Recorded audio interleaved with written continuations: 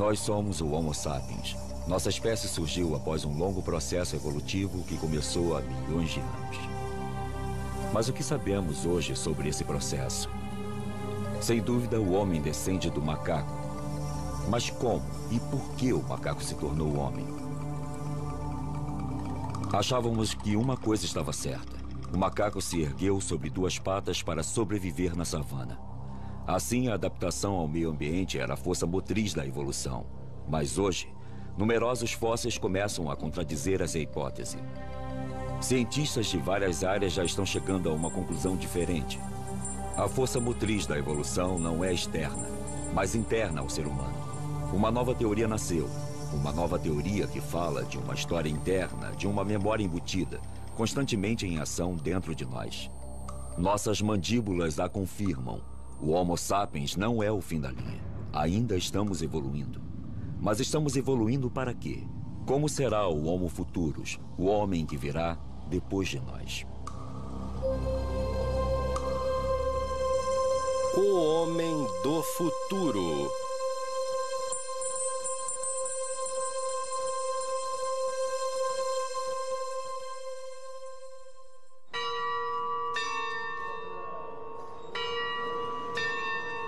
Nos últimos 20 anos, o número de fósseis encontrados triplicou. E o que revelam abala nossas convicções. A paleoantropologia está em polvorosa e toda reunião de especialistas acaba em um debate acalorado. Ao nosso redor conheciam o que nós chamamos de avaliação feita pelos pares. A teoria de que os macacos ficaram eretos em duas patas para se adaptar à savana está cada vez mais enfrentando fatos contraditórios. Todas as tendências apontam claramente para uma região talvez toda de floresta, no princípio, mas não simplesmente de floresta. Talvez um mosaico com grandes espaços abertos e também espaços de floresta. O aumento do número de descobertas torna o assunto confuso. Elas modificam o cenário e nos forçam a reconsiderar questões fundamentais. De onde nós viemos? Para onde nós vamos? Quem somos nós? Qual é a definição de vocês para a taxonomia hominídea? Para vocês, o que são características derivadas? Por hominídea, quero dizer o ramo humano, porque isso pode ser debatido. Temos colegas que também põem os chimpanzés e os gorilas no grupo hominídeo. As cavernas de Stegfontein são um dos sítios pré-históricos mais prolíficos da Terra. Aqui, em 1997, Ron Clark descobriu um dos fósseis que sacudiu as teorias estabelecidas. A 12 metros de profundidade, no fundo desta caverna, havia um esqueleto intacto de um ancestral distante que se transformou em pedra com o tempo. Esse indivíduo era um australopiteco, tem uns 3.300.000 anos. Ele morava em um ambiente de florestas e, por algum motivo, chegou perto demais da entrada de um buraco que levava ao fundo desta caverna.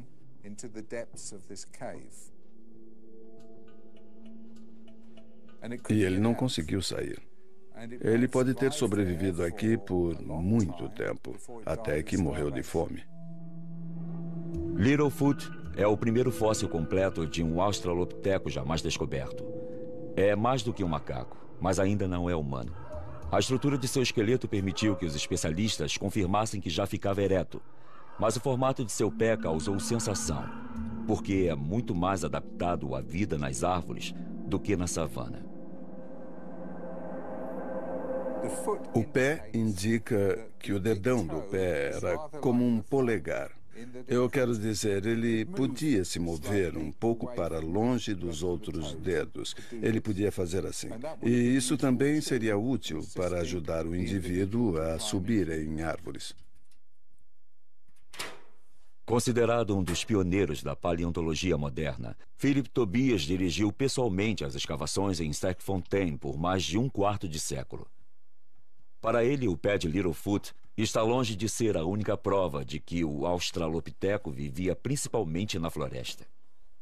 Se a gente olhar para todas as provas dos restos de animais, dos restos de plantas e dos hominídeos dos sítios do sul da África, do leste da África, eles apontam para um bioma uma massa viva de criaturas, plantas e animais que não estavam ajustados à savana, não estavam adaptados a ela.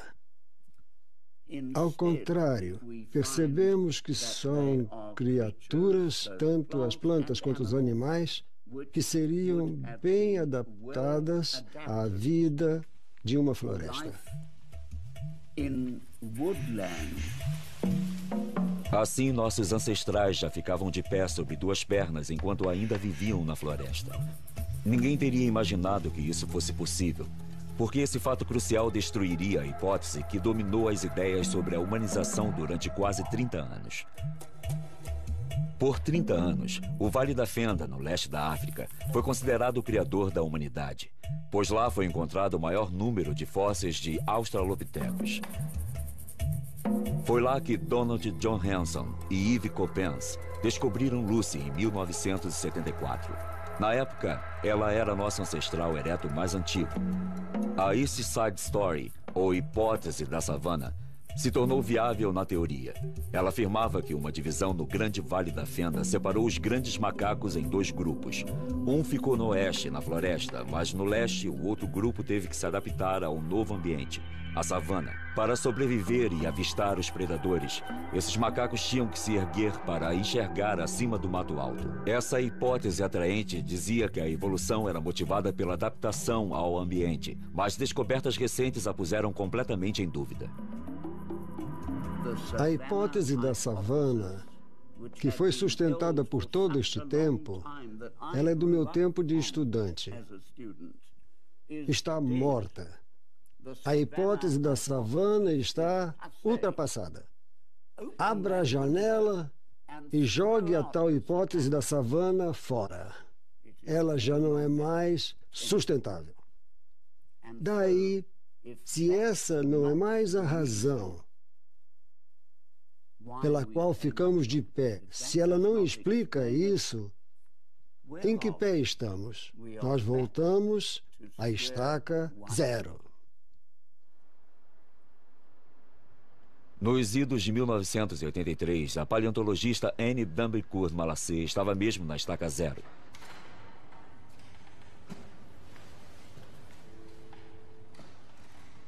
Como muitos de seus colegas, ela resolveu escrever sua dissertação sobre a evolução dos maxilares em nossos ancestrais fossilizados.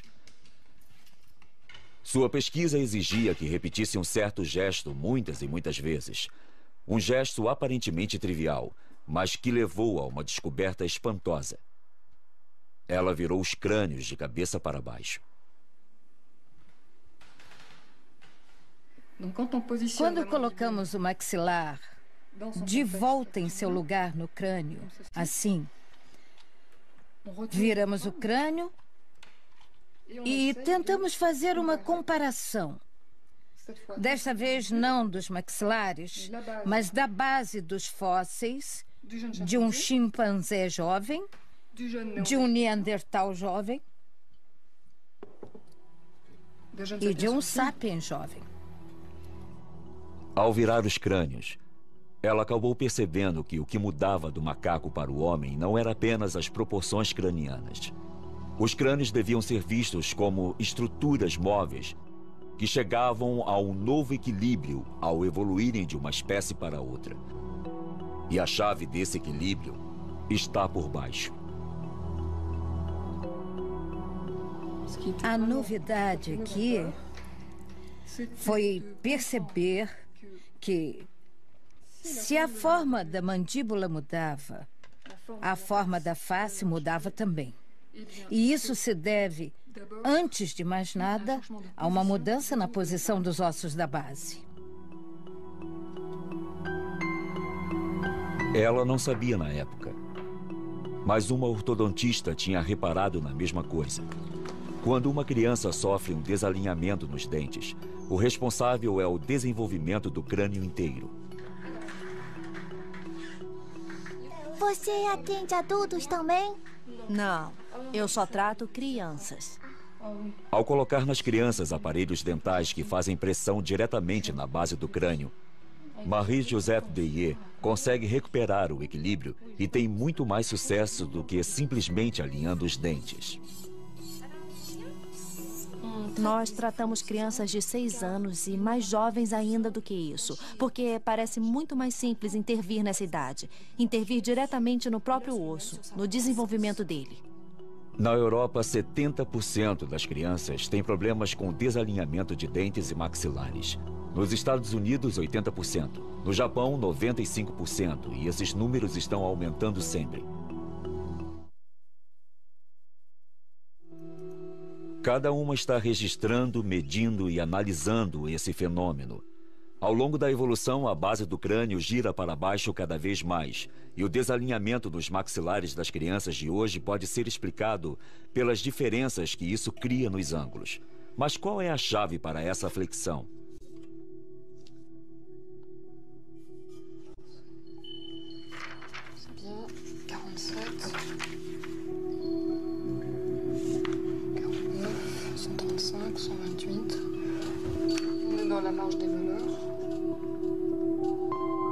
As duas chegaram à mesma conclusão. A base craniana, assim como o crânio inteiro, está organizada em torno de um único osso, o esfenoide. Se voltarmos atrás no nosso processo de desenvolvimento, o primeiro osso a ficar no lugar e que determina a posição dos outros em sua formação é o que chamamos de esfenoide. É o osso mais complexo e diferenciado no crânio.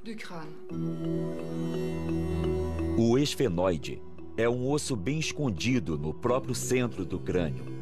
Ele tem uns 10 centímetros de largura, com uma forma de borboleta. Ele está no nível dos olhos, bem abaixo do cérebro.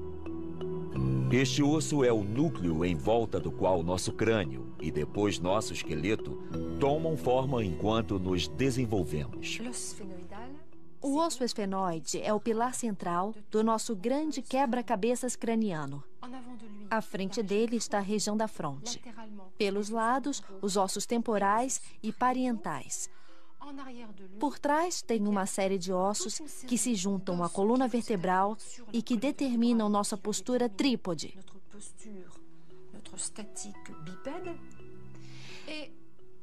E tem uma articulação principal que une o esfenoide ao occipital. Essas articulações atuam no ato de mastigar. Elas se movem e absorvem toda a pressão, não só da mastigação, como do bipedalismo. Mesmo que tudo isto pareça sólido, a construção de cada osso obedece à mecânica de fluidos. Então, não temos simplesmente um bloco de ossos. O que temos é um quebra-cabeças que realmente vive, é dinâmico e se mexe. O esfenoide é a chave. A forma desse osso evoluiu durante milhões de anos. E a cada vez que se dobrou, levou ao aparecimento de uma nova espécie da família Hominídea. O extraordinário é que o esfenoide mudou de forma 5 vezes em 70 milhões de anos, curvando-se um pouco mais para baixo a cada vez. Como podemos explicar a repetição desse fenômeno em intervalos de milhões de anos? Pela primeira vez, uma tendência única salta aos olhos. Uma espécie de fio narrativo que parece se estender na história de nossa evolução desde os primeiros primatas até o homem moderno. Em que ponto do desenvolvimento individual esse osso crucial fica no lugar? E como? Anne d'Ambricourt se aprofunda no estudo do desenvolvimento fetal e embrionário. Ela quer determinar o momento exato em que o esfenoide adquire a sua forma.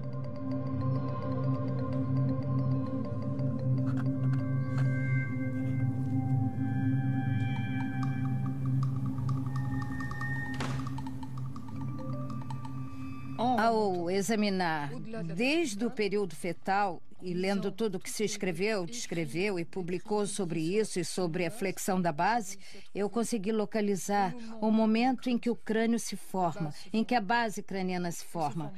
Ela se forma sozinha e o momento da flexão é muito aparente. Se dá entre 7 e 8 semanas. Em outras palavras, praticamente no fim do período embrionário, logo antes do começo do período fetal. O esfenoide é o primeiro osso a se formar no embrião. Nos primeiros dias de vida, ele é plano, como em todos os mamíferos. Então, o cérebro e o sistema nervoso começam a se enrolar e o esfenoide se flexiona e se modifica.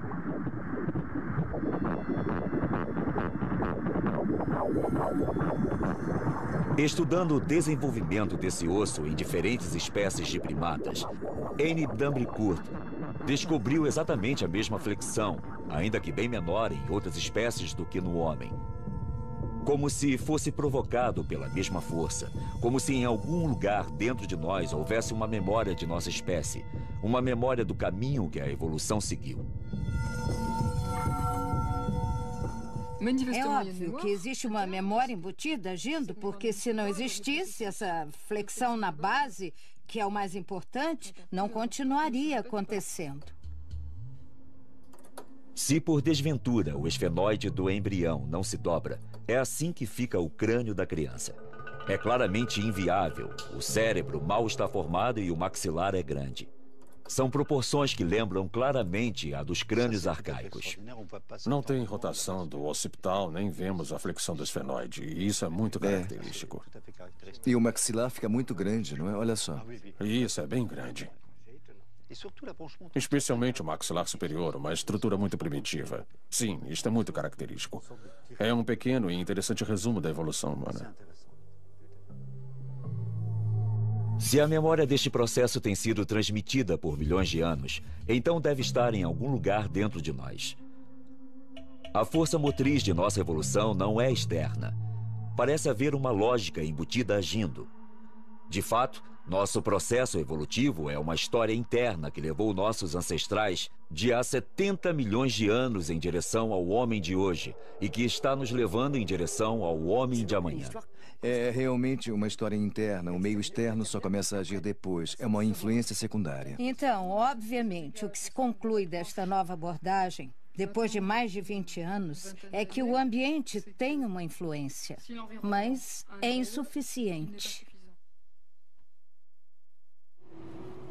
Anne Dambricourt está reunindo medições para tentar chegar a uma fórmula matemática que seja responsável pela flexão da base craniana nesses milhões de anos.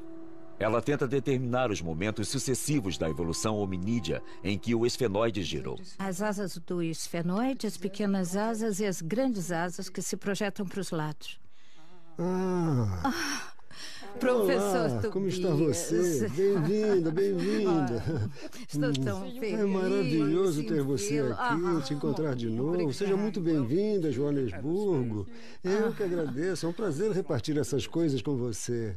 Philip Tobias sempre apoiou Anne e a encorajou em seu trabalho. Hoje ele deu a ela acesso à sua coleção completa. Um tesouro raro que é fruto de uma vida inteira de pesquisas. Pode dar uma olhada aqui. Olha. Um conidial é convexo, Sim. não côncavo. É um conidial muito grande para o hominídeo primevo. Sim. 3,5 milhões de anos de história estão nesta mesa. Fósseis de hominídeos que Anne pode gerar e examinar como quiser para medir a flexão de sua base. Pode dar uma olhada. Isto é como montar um quebra-cabeças. Você percorreu um longo caminho desde aqueles dias. E vai me desculpar por dizer isso, mas ainda falta um bocado de caminho. Ela levou 10 anos de pesquisa ao redor do globo para conseguir descrever com exatidão as transformações do esfenoide no tempo. Mas o que descobriu confirmou seu pressentimento. A evolução hominídea não ocorreu gradualmente, mas em grandes estágios. Os períodos de estabilidade entre cada flexão da base ficaram cada vez mais curtos. E a cada vez que o esfenoide continuava seu movimento, era dado um passo no processo de hominização. A história contada pelas flexões sucessivas do esfenoide é a história das grandes mutações que levaram ao homem. Esta é a nossa história. Então temos aqui a história incrível dos mamíferos. A base do crânio é plana. Daí começa a se dobrar e parece não poder parar uma vez que o processo começou.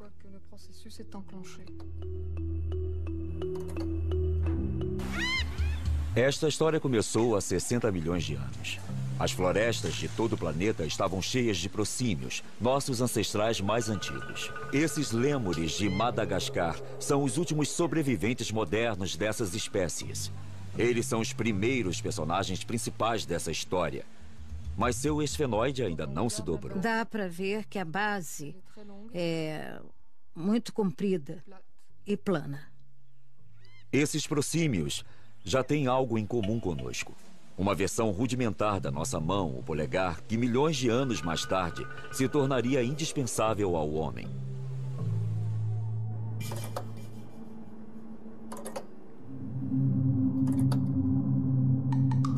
Há 40 milhões de anos, o esfenoide se dobra para baixo pela primeira vez, provocando a primeira grande mutação da nossa história. Este fenômeno não é encontrado em nenhuma outra grande família além da nossa. O que se vê imediatamente é que o crânio não é mais plano. Nos símios, existe uma ligeira flexão na base. Esta é a aparência dos macacos. Centenas de espécies que por 40 milhões de anos povoaram as florestas do planeta todo.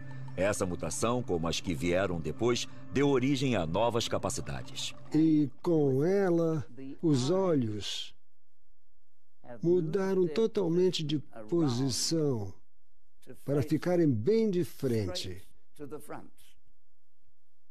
Isso possibilitou a visão estereoscópica. Esse é um ponto crucial.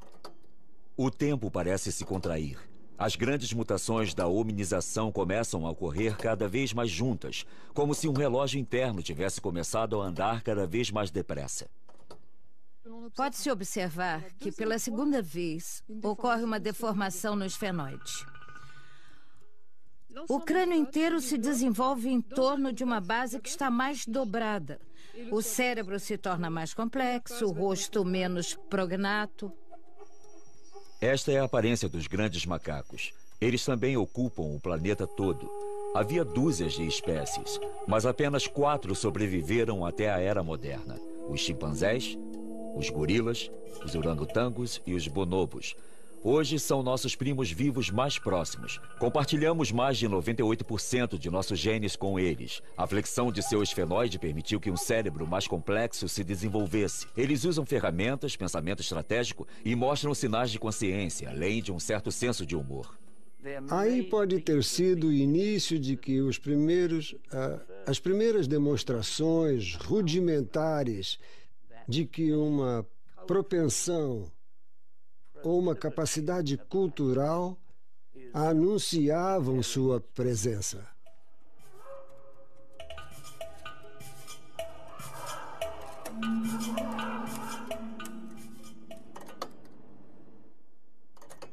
O ritmo acelera de novo. Há 6 milhões de anos, o esfenoide se dobra uma terceira vez, sempre na mesma direção. Esta é a aparência do Australopiteco. Eles não são mais macacos, mas também ainda não são humanos.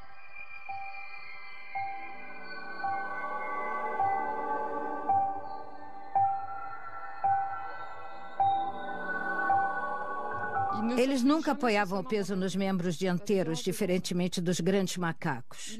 Já tinham uma certa verticalidade, embora não como nós. A base de sustentação deles era diferente da nossa, então eles ainda não ficavam muito firmes e, quando caminhavam, ainda não tinham o senso de balanço bípede do homem moderno.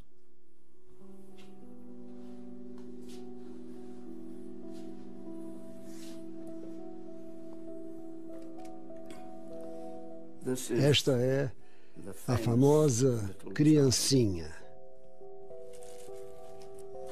Ela tem mesmo um rostinho lindo.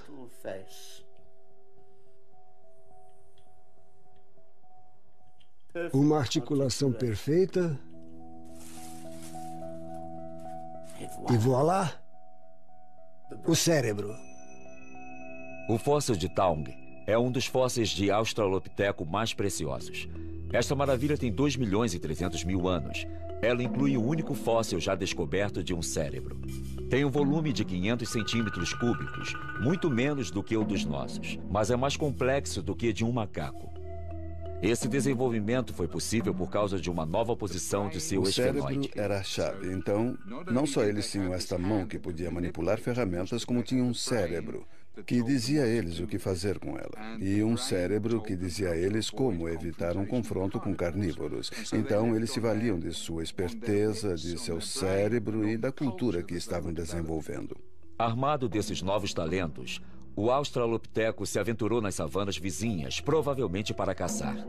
Mas por outros 2 ou 3 milhões de anos, seu habitat foi a floresta e ele continuava a buscar refúgio nas árvores à noite. Talvez eles dormissem nas árvores por segurança, porque os leopardos geralmente não sobem em árvores altas, como os gorilas fazem hoje em dia e como os chimpanzés também fazem. Esse parece ser um novo tipo de paradigma para a verticalidade.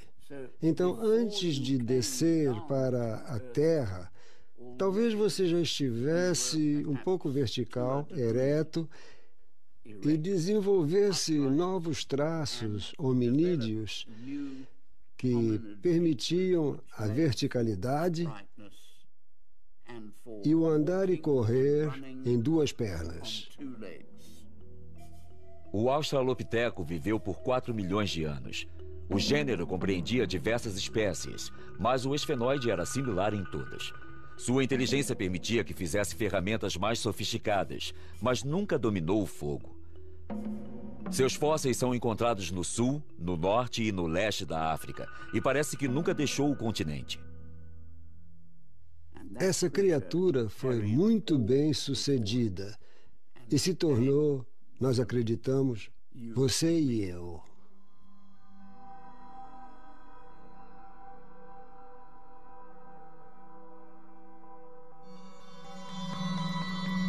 Há 2 milhões de anos, houve uma 4ª contração do tempo. O esfenoide se dobra e nossos ancestrais ficam ainda mais eretos. Esta é a aparência dos que chamamos de Homo, o homem.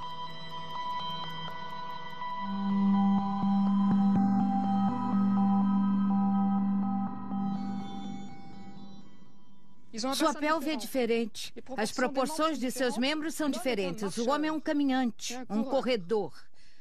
Há um novo balanço bipedal, um novo desenvolvimento psicomotor e, de novo, o mesmo padrão. A base do crânio tem um esfenoide que girou ainda mais. A coisa que muda com a primeira ocorrência do Homo é a aparição da linguagem. A nova posição de seu esfenoide aumentou ainda mais a complexidade do cérebro desses primeiros homens. Também liberou a laringe parcialmente, o que tornou a fala possível, embora nossas atuais vogais ainda estivessem fora de seu alcance. Essas mulheres são os últimos humanos que falam Khoisan, a linguagem dos bosquímanos. Foneticamente falando, é uma das linguagens mais ricas do mundo. Ela tem todos os sons que usamos e também os emitidos pelos primeiros homens.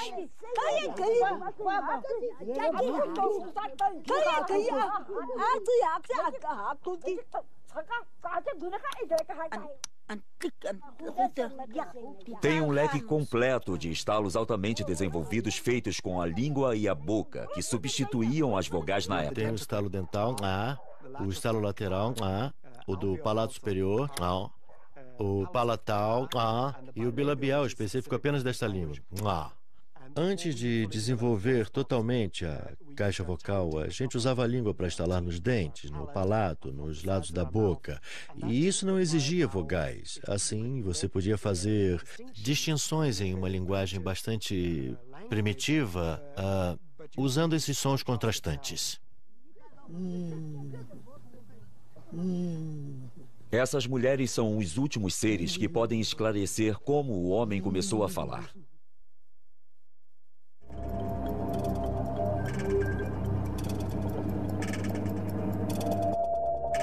Há 160 mil anos, o relógio tocou de novo.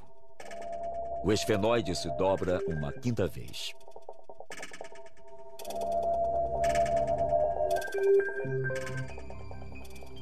O cérebro se torna muito mais complexo. É mais bem suprido de sangue. E, naturalmente, depois desta evolução biológica, nós vamos ver muito rapidamente uma evolução cultural. Esta é a aparência do Homo sapiens.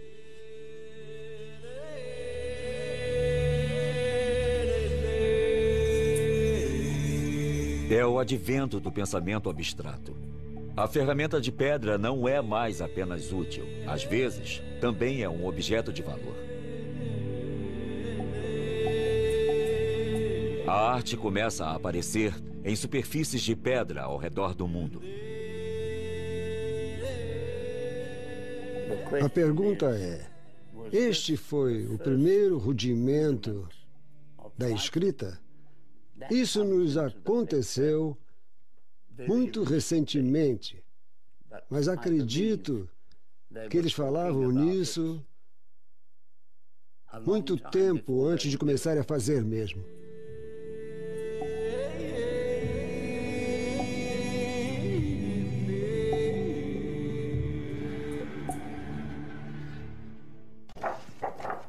O que é mais extraordinário na descoberta de Anne é que ela nunca põe em dúvida a classificação tradicional dos fósseis. Pelo contrário, o ângulo formado pela base do crânio se torna um critério mensurável para determinar a espécie do fóssil.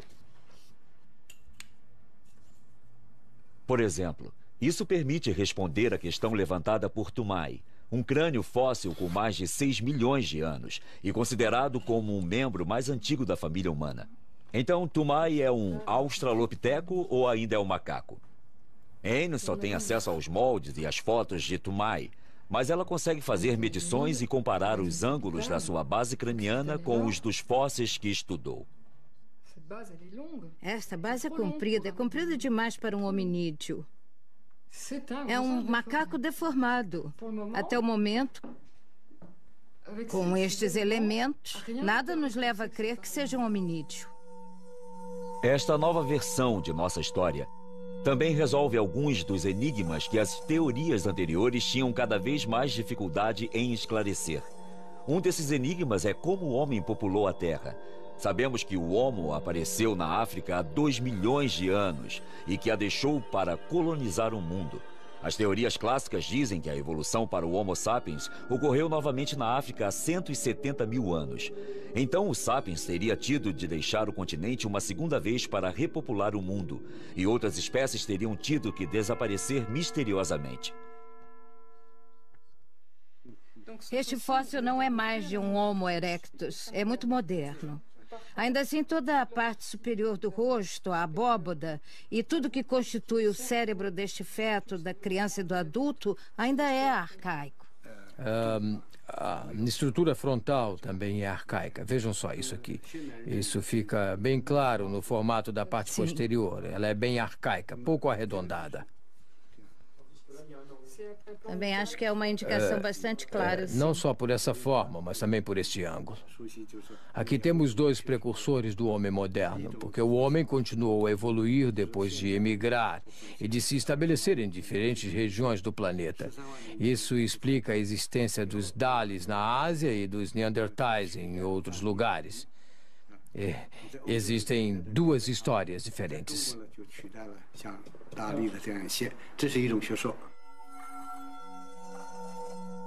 Os Dalis fornecem provas de que o homem arcaico evoluiu para o sapiens simultaneamente em diferentes partes do mundo. Isso poderia dizer que não houve apenas um, mas diversos locais de origem da humanidade moderna? Marie-Joseph Deye também foi à China, onde suas observações das diferenças entre as estruturas cranianas das crianças chinesas e europeias a levaram a tirar a mesma conclusão.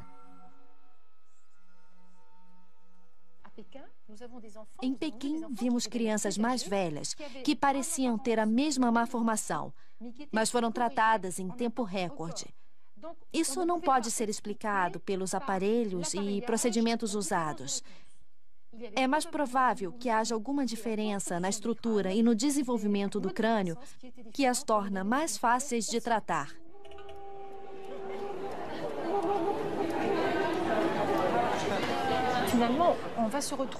No fim das contas, vamos terminar com uma estrutura, um quebra-cabeças craniano, digamos, que não se encaixa do mesmo jeito. Depende se vem de uma origem europeia, de uma origem africana ou de uma origem asiática. Na minha opinião, é através de nosso estudo das crianças de hoje que viremos a entender como os vários locais de origem da humanidade se organizaram. Se realmente existiram vários locais de origem da humanidade moderna, então o Sapiens não precisou deixar a África uma segunda vez para repopular o mundo. Essa hipótese muda inteiramente o mapa de como os humanos ocuparam a Terra. O Homo realmente saiu da África há 2 milhões de anos, mas ele também evoluiu em diferentes regiões do planeta e um grande número de espécies se desenvolveu. Algumas delas, como o Neandertal na Europa e o Sinantropo na Ásia, desapareceram sem deixar descendentes. Mas outras, na África e na Ásia, deram origem aos humanos modernos simultaneamente. Então, como podemos explicar a lógica que leva o esfenoide e o crânio a mudar no mesmo modo no planeta inteiro? O que permite que essa memória exista e seja repassada? Hoje em dia, o campo da genética está dando respostas aos paleontologistas.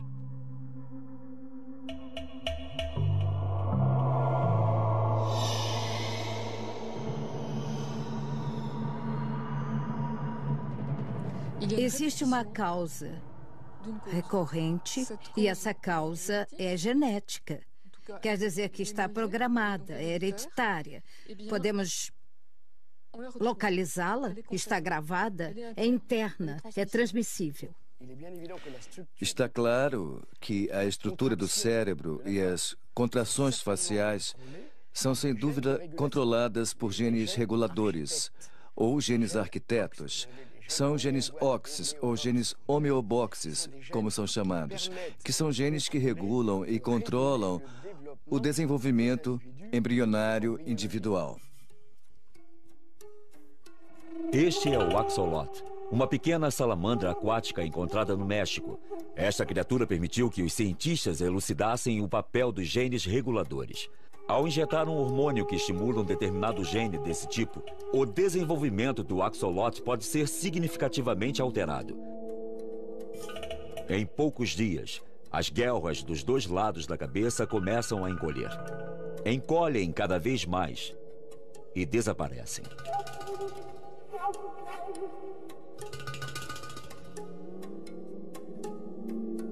E a salamandra abandona a água, pois se tornou um animal terrestre com um par de pulmões. Você não precisa de 1 milhão de mutações. A mutação de apenas 2 ou 4 genes reguladores pode mudar completamente a estrutura de um organismo.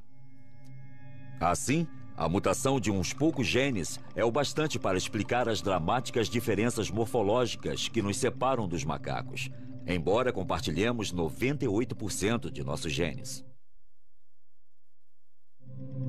Durante a evolução toda, temos o mesmo padrão básico. Mais espécies desaparecem, se tornam extintas, são incapazes de sobreviver a mudanças dramáticas no clima e na ecologia, diferente das que tiveram as mutações certas e sobreviveram.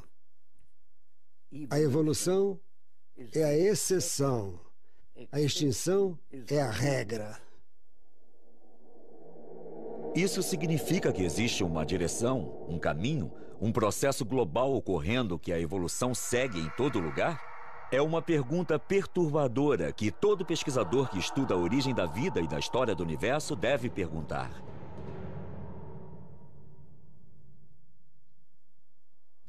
E sou convencido de que a história da vida se deu do mesmo modo como a simples matéria inerte evoluiu para a mais complicada. A melhor prova que temos é que todos os fósseis dos primeiros 3 bilhões de anos são unicelulares. E que temos que esperar até o 4º bilhão para achar fósseis pluricelulares. Criaturas vivas que eram multicelulares. E a regra geral do nosso universo está escrita tanto na terra quanto no céu, na história da vida e na história do homem.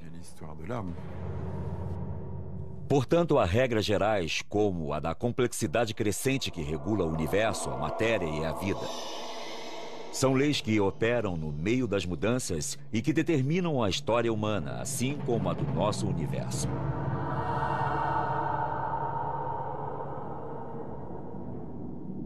E seguindo esses caminhos, nosso esfenoide irá um dia girar de novo, dando origem ao homem que nos sucederá. Não existe motivo para o processo parar no Sapiens. Temos razões para crer que, em mais alguns milhares de anos, não sabemos exatamente quantos, mas podemos ter certeza de que as populações vão evoluir simultaneamente, ao mesmo tempo.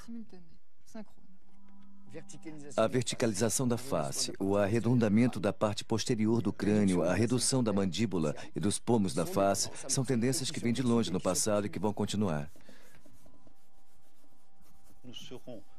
Em 1 milhão de anos, se a Terra não tiver explodido, nós teremos crânios extremamente altos e extremamente redondos, com mandíbulas extremamente pequenas. Os cientistas predizem que nossos cérebros vão ficar ainda mais complexos.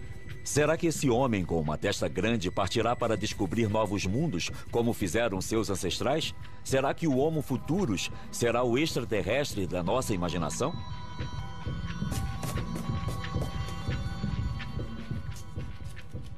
Podemos também imaginar um monte de aparelhos eletrônicos que serão colocados na nossa pele, por baixo da pele, dentro dos nossos órgãos, junto de nossos órgãos ou que os substituirão. Pela primeira vez desde que a vida começou, uma criatura, o ser humano, pode ser capaz de influir em sua própria evolução. Com o poder que a ciência deu ao homem para intervir no âmago de suas próprias células, ele tentará dirigir o rumo de sua história interna? O Sapiens dará ao Homo Futurus tempo suficiente para sucedê-lo? Se o homem não conseguir controlar sua população e salvar os recursos do planeta, ele arrisca se extinguir, o que significa que o mundo se tornará de novo o que realmente é, ou seja, um mundo de bactérias, artrópodes e insetos. Também podemos esperar que esses humanos tenham uma consciência de seu lugar de origem, que não será mais a África, mas o planeta. E o que ele fizer com esse cérebro, que será fundamental para a sua sobrevivência e sua adaptação. Essa é a mensagem verdadeira da evolução humana, a de ensinar às crianças a linguagem humana, ensinar às crianças os mecanismos da sobrevivência e ensinar a elas as mensagens dos rituais e dos espíritos, do espiritual, que se tornaram e se tornam ainda muito mais importantes na sobrevivência do homem. Aí está o futuro.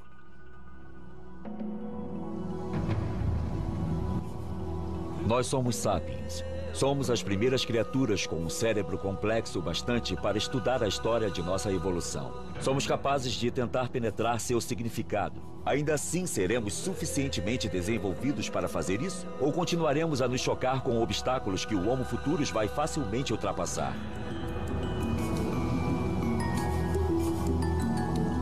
Versão brasileira Audiocorp.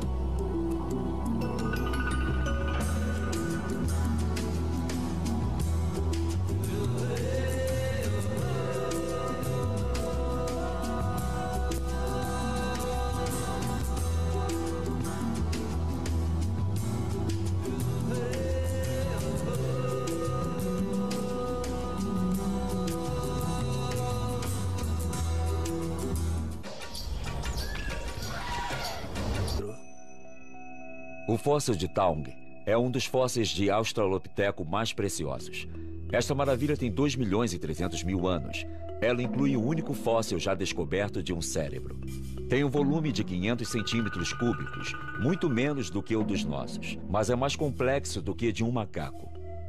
Esse desenvolvimento foi possível por causa de uma nova posição de seu esfenoide. O cérebro era a chave, então não só eles tinham esta mão que podia manipular ferramentas, como tinham um cérebro que dizia a eles o que fazer com ela, e um cérebro que dizia a eles como evitar um confronto com carnívoros. Então, eles se valiam de sua esperteza, de seu cérebro e da cultura que estavam desenvolvendo.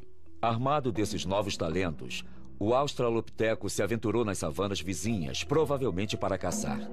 Mas por outros 2 ou 3 milhões de anos, seu habitat foi a floresta e ele continuava a buscar refúgio nas árvores à noite. Talvez eles dormissem nas árvores por segurança, porque os leopardos geralmente não sobem em árvores altas, como os gorilas fazem hoje em dia e como os chimpanzés também fazem. Esse parece ser um novo tipo de paradigma para a verticalidade. Então, antes de descer para a terra, talvez você já estivesse um pouco vertical, ereto, e desenvolvesse novos traços hominídeos que permitiam a verticalidade e o andar e correr em 2 pernas. O australopiteco viveu por 4 milhões de anos. O gênero compreendia diversas espécies, mas o esfenoide era similar em todas. Sua inteligência permitia que fizesse ferramentas mais sofisticadas, mas nunca dominou o fogo. Seus fósseis são encontrados no sul, no norte e no leste da África, e parece que nunca deixou o continente. Essa criatura foi muito bem sucedida e se tornou, nós acreditamos, você e eu.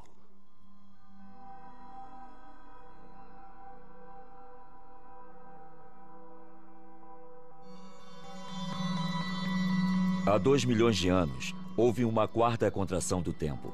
O esfenoide se dobra e nossos ancestrais ficam ainda mais eretos. Esta é a aparência dos que chamamos de Homo, o homem.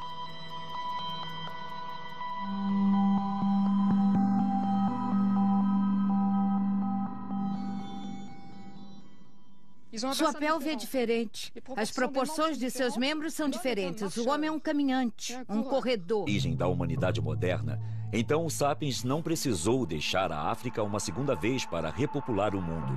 Essa hipótese muda inteiramente o mapa de como os humanos ocuparam a Terra.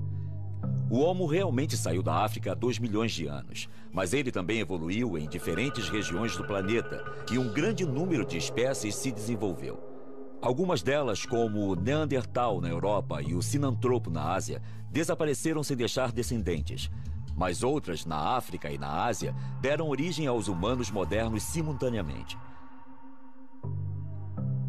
Então, como podemos explicar a lógica que leva o esfenoide e o crânio a mudar no mesmo modo no planeta inteiro? O que permite que essa memória exista e seja repassada? Hoje em dia, o campo da genética está dando respostas aos paleontologistas.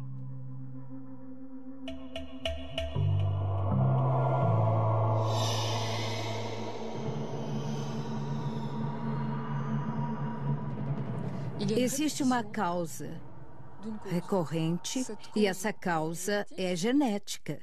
Quer dizer que está programada, é hereditária. Podemos localizá-la, está gravada, é interna, é transmissível. Está claro que a estrutura do cérebro e as contrações faciais são, sem dúvida, controladas por genes reguladores, ou genes arquitetos. São genes OXs, ou genes homeoboxes, como são chamados, que são genes que regulam e controlam o desenvolvimento embrionário individual. Este é o axolot, uma pequena salamandra aquática encontrada no México. Esta criatura permitiu que os cientistas elucidassem o papel dos genes reguladores. Ao injetar um hormônio que estimula um determinado gene desse tipo, o desenvolvimento do axolot pode ser significativamente alterado. Em poucos dias, As guelras dos dois lados da cabeça começam a encolher. Encolhem cada vez mais e desaparecem.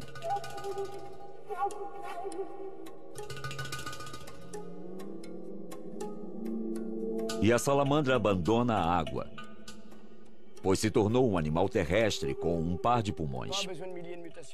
Você não precisa de 1 milhão de mutações. A mutação de apenas 2 ou 4 genes reguladores pode mudar completamente a estrutura de um organismo. Assim, a mutação de uns poucos genes é o bastante para explicar as dramáticas diferenças morfológicas que nos separam dos macacos, embora compartilhemos 98% de nossos genes. Durante a evolução toda, temos o mesmo papel dos genes reguladores. Ao injetar um hormônio que estimula um determinado gene desse tipo, o desenvolvimento do axolote pode ser significativamente alterado. Em poucos dias, as guelras dos dois lados da cabeça começam a encolher. Encolhem cada vez mais e desaparecem.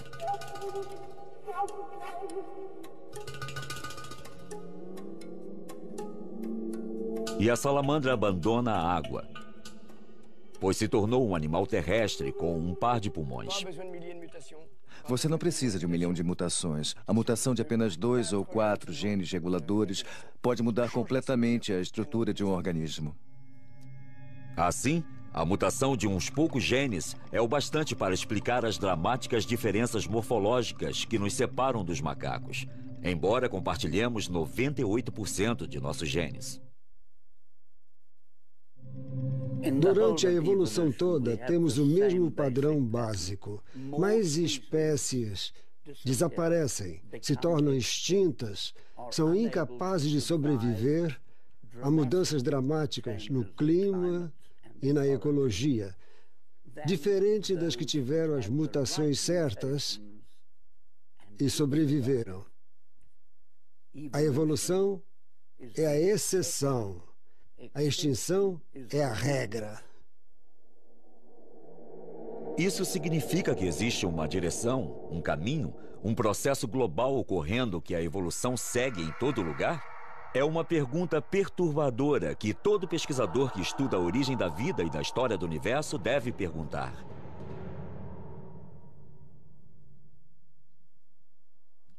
E sou convencido de que a história da vida se deu do mesmo modo como a simples matéria inerte evoluiu para a mais complicada.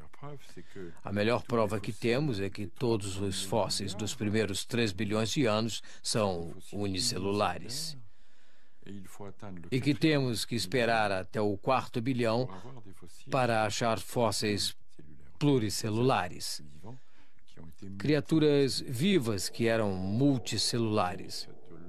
E a regra geral do nosso universo está escrita tanto na Terra quanto no céu, na história da vida e na história do homem. Portanto, há regras gerais, como a da complexidade crescente que regula o universo, a matéria e a vida.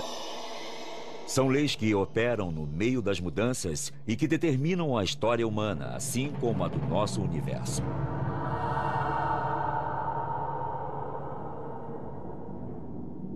E com uma forma de borboleta, ele está no nível dos olhos, bem abaixo do cérebro. Este osso é o núcleo em volta do qual nosso crânio e depois nosso esqueleto tomam forma enquanto nos desenvolvemos.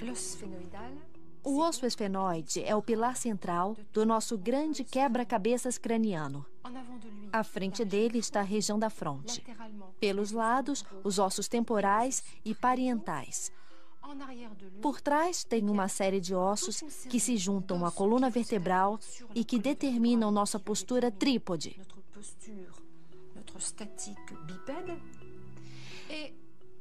E tem uma articulação principal que une o esfenoide ao occipital. Essas articulações atuam no ato de mastigar. Elas se movem e absorvem toda a pressão, não só da mastigação, como do bipedalismo. Mesmo que tudo isto pareça sólido, a construção de cada osso obedece à mecânica de fluidos. Então, não temos simplesmente um bloco de ossos. O que temos é um quebra-cabeças que realmente vive, é dinâmico e se mexe. O esfenoide é a chave. A forma desse osso evoluiu durante milhões de anos. E a cada vez que se dobrou, levou ao aparecimento de uma nova espécie da família hominídea. O extraordinário é que o esfenoide mudou de forma 5 vezes em 70 milhões de anos, curvando-se um pouco mais para baixo a cada vez. Como podemos explicar a repetição desse fenômeno em intervalos de milhões de anos? Pela primeira vez, uma tendência única salta aos olhos. Uma espécie de fio narrativo que parece se estender na história de nossa evolução, desde os primeiros primatas até o homem moderno. Em que ponto do desenvolvimento individual esse osso crucial fica no lugar? E como? Anne Dambricourt se aprofunda no estudo do desenvolvimento fetal e embrionário.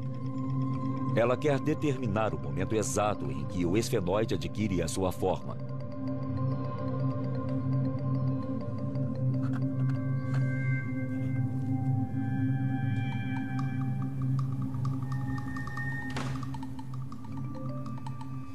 Ao examinar desde o período fetal e lendo tudo o que se escreveu, descreveu e publicou sobre isso e sobre a flexão da base, eu consegui localizar o momento em que o crânio se forma, em que a base craniana se forma.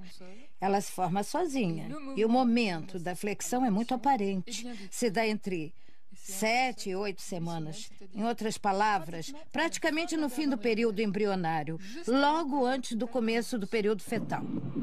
Nossos cérebros vão ficar ainda mais complexos. Será que esse homem com uma testa grande partirá para descobrir novos mundos, como fizeram seus ancestrais? Será que o Homo Futurus será o extraterrestre da nossa imaginação?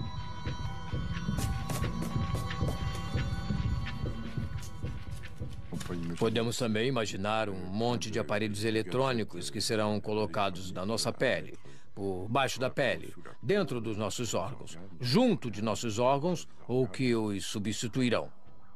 Pela primeira vez desde que a vida começou, uma criatura, o ser humano, pode ser capaz de influir em sua própria evolução. Com o poder que a ciência deu ao homem para intervir no âmago de suas próprias células, ele tentará dirigir o rumo de sua história interna? O Sapiens dará ao Homo Futurus tempo suficiente para sucedê-lo?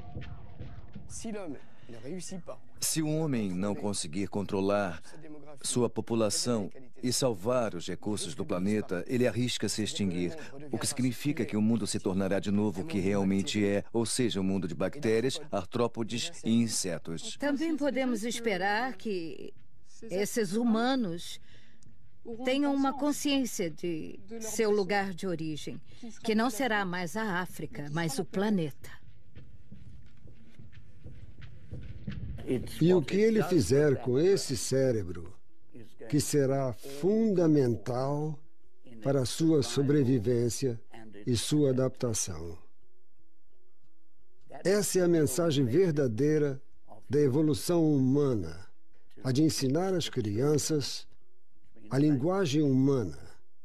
Ensinar às crianças os mecanismos da sobrevivência e ensinar a elas as mensagens dos rituais e dos espíritos, do espiritual, que se tornaram e se tornam ainda muito mais importantes na sobrevivência do homem. Aí está o futuro.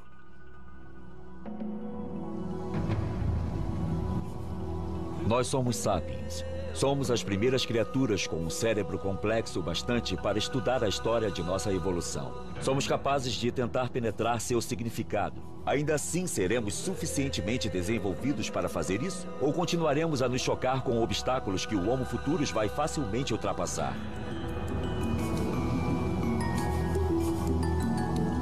Versão brasileira Audiocorp.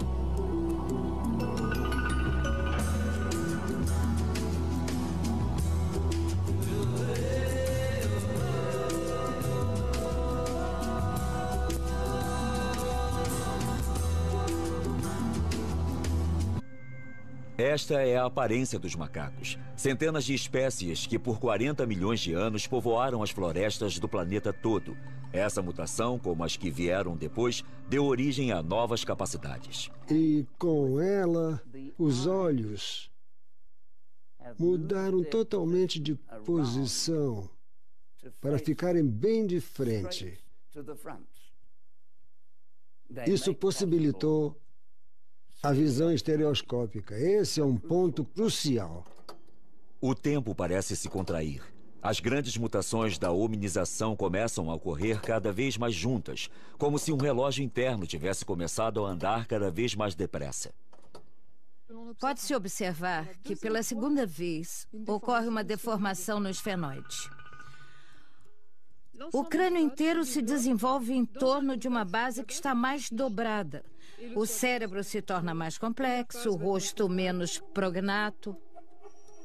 Esta é a aparência dos grandes macacos. Eles também ocupam o planeta todo. Havia dúzias de espécies, mas apenas 4 sobreviveram até a Era Moderna. Os chimpanzés, os gorilas, os orangotangos e os bonobos. Hoje são nossos primos vivos mais próximos. Compartilhamos mais de 98% de nossos genes com eles. A flexão de seu esfenoide permitiu que um cérebro mais complexo se desenvolvesse. Eles usam ferramentas, pensamento estratégico e mostram sinais de consciência, além de um certo senso de humor. Aí pode ter sido o início de que as primeiras demonstrações rudimentares de que uma propensão ou uma capacidade cultural anunciavam sua presença.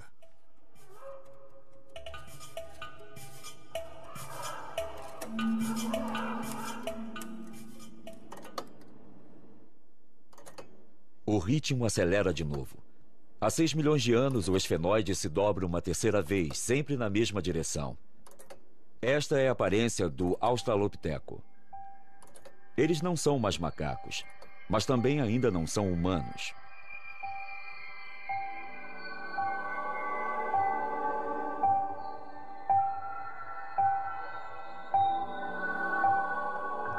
Eles nunca apoiavam o peso nos membros dianteiros, diferentemente dos grandes macacos.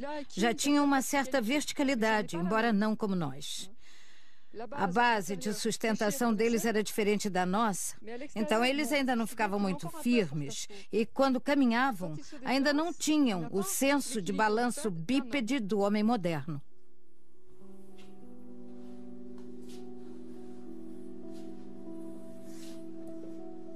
O esfenoide se dobra e nossos ancestrais ficam ainda mais eretos. Esta é a aparência dos que chamamos de Homo, o homem.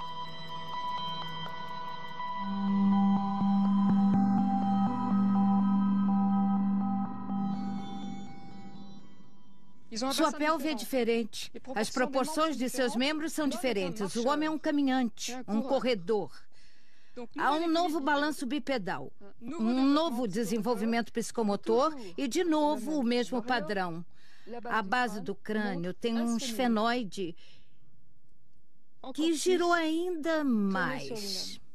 A coisa que muda com a primeira ocorrência do Homo é a aparição da linguagem. A nova posição de seu esfenoide aumentou ainda mais a complexidade do cérebro desses primeiros homens.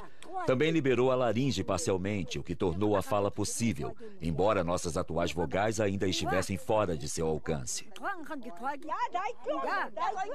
Essas mulheres são os últimos humanos que falam Khoisan, a linguagem dos bosquímanos. Foneticamente falando, é uma das linguagens mais ricas do mundo. Ela tem todos os sons que usamos e também os emitidos pelos primeiros homens.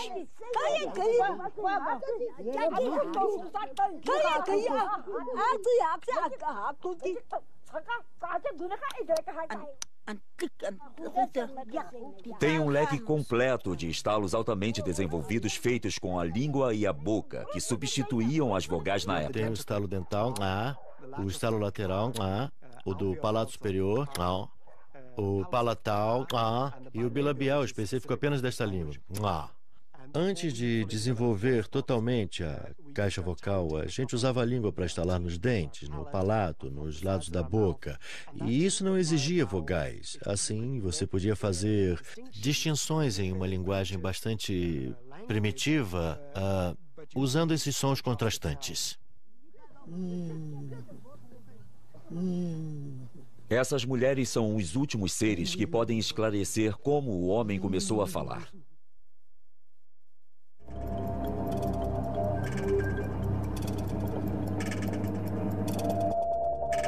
Há 160 mil anos, o relógio tocou de novo. O esfenoide se dobra uma quinta vez.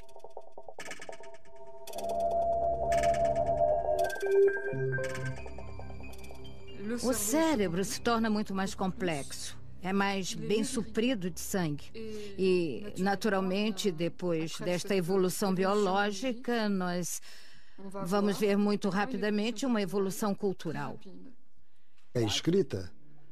Isso nos aconteceu muito recentemente, mas acredito que eles falavam nisso muito tempo antes de começarem a fazer mesmo.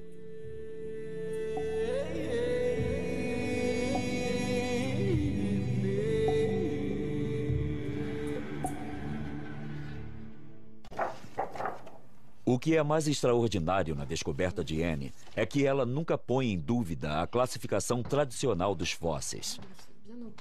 Pelo contrário, o ângulo formado pela base do crânio se torna um critério mensurável para determinar a espécie do fóssil. Por exemplo, isso permite responder à questão levantada por Toumai, um crânio fóssil com mais de 6 milhões de anos e considerado como um membro mais antigo da família humana. Então, Toumai é um australopiteco ou ainda é um macaco? Anne só tem acesso aos moldes e às fotos de Toumai, mas ela consegue fazer medições e comparar os ângulos da sua base craniana com os dos fósseis que estudou. Esta base é comprida demais para um hominídeo. É um macaco deformado. Até o momento, com estes elementos, nada nos leva a crer que seja um hominídeo. Esta nova versão de nossa história também resolve alguns dos enigmas que as teorias anteriores tinham cada vez mais dificuldade em esclarecer. Um desses enigmas é como o homem populou a Terra. Sabemos que o Homo apareceu na África há 2 milhões de anos e que a deixou para colonizar o mundo. As teorias clássicas dizem que a evolução para o Homo sapiens ocorreu novamente na África há 170 mil anos. Então o sapiens teria tido de deixar o continente uma segunda vez para repopular o mundo, e outras espécies teriam tido que desaparecer misteriosamente. Este fóssil não é mais de um Homo erectus, é muito moderno. Ainda assim, toda a parte superior do rosto, a abóboda e tudo que constitui o cérebro deste feto, da criança e do adulto, ainda é arcaico. A estrutura frontal também é arcaica. Vejam só isso aqui. Isso fica bem claro no formato da parte posterior. Ela é bem arcaica, pouco arredondada. Também acho que é uma indicação bastante clara. Não só por essa forma, mas também por este ângulo. Aqui temos 2 precursores do homem moderno, porque o homem continuou a evoluir depois de emigrar e de se estabelecer em diferentes regiões do planeta. Isso explica a existência dos Dalis na Ásia e dos Neandertais em outros lugares. Existem 2 histórias diferentes. Sábio é o desenvolvimento do crânio inteiro. Você atende adultos também? Não, eu só trato crianças. Ao colocar nas crianças aparelhos dentais que fazem pressão diretamente na base do crânio, Marie-Joseph Deyer consegue recuperar o equilíbrio e tem muito mais sucesso do que simplesmente alinhando os dentes. Nós tratamos crianças de 6 anos e mais jovens ainda do que isso, porque parece muito mais simples intervir nessa idade. Intervir diretamente no próprio osso, no desenvolvimento dele. Na Europa, 70% das crianças têm problemas com desalinhamento de dentes e maxilares. Nos Estados Unidos, 80%. No Japão, 95%. E esses números estão aumentando sempre. Cada uma está registrando, medindo e analisando esse fenômeno. Ao longo da evolução, a base do crânio gira para baixo cada vez mais, e o desalinhamento dos maxilares das crianças de hoje pode ser explicado pelas diferenças que isso cria nos ângulos. Mas qual é a chave para essa flexão?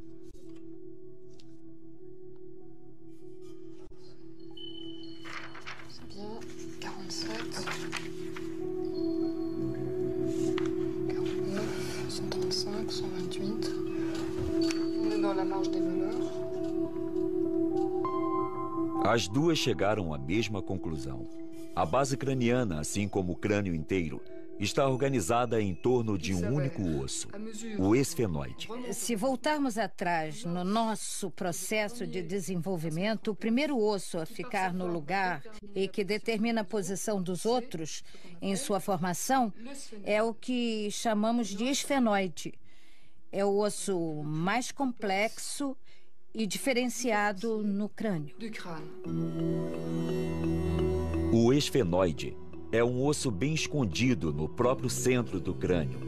Ele tem uns 10 centímetros de largura, com uma forma de borboleta. Ele está no nível dos olhos, bem abaixo do cérebro. Este osso é o núcleo em volta do qual nosso crânio e depois nosso esqueleto tomam forma enquanto nos desenvolvemos. O osso esfenoide é o pilar central do nosso grande quebra-cabeças craniano. À frente dele está a região da fronte. Pelos lados, os ossos temporais e parietais. Por trás, tem uma série de ossos que se juntam à coluna vertebral e que determinam nossa postura trípode.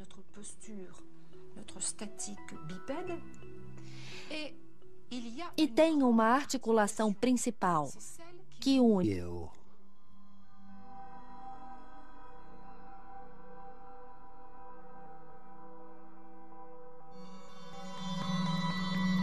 Há 2 milhões de anos, houve uma quarta contração do tempo. O esfenoide se dobra e nossos ancestrais ficam ainda mais eretos. Esta é a aparência dos que chamamos de Homo, o homem.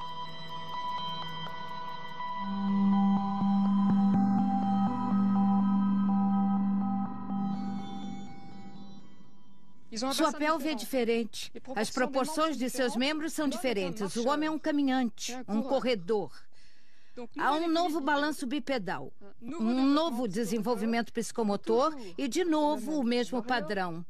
A base do crânio tem um esfenoide que girou ainda mais. A coisa que muda com a primeira ocorrência do Homo é a aparição da linguagem. A nova posição de seu esfenoide aumentou ainda mais a complexidade do cérebro desses primeiros homens. Também liberou a laringe parcialmente, o que tornou a fala possível, embora nossas atuais vogais ainda estivessem fora de seu alcance. Essas mulheres são os últimos humanos que falam Khoisan, a linguagem dos bosquímanos. Foneticamente falando, é uma das linguagens mais ricas do mundo. Ela tem todos os sons que usamos e também os emitidos pelos primeiros homens.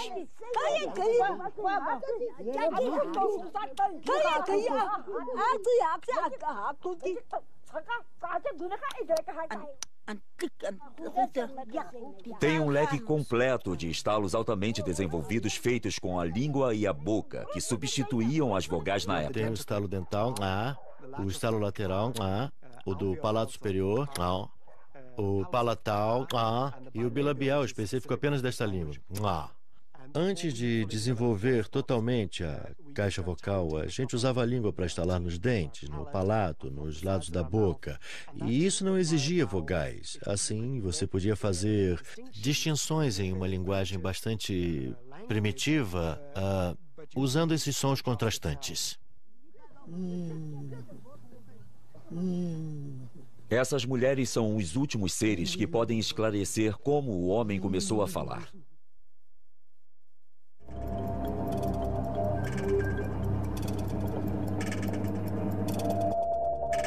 Há 160 mil anos, o relógio tocou de novo.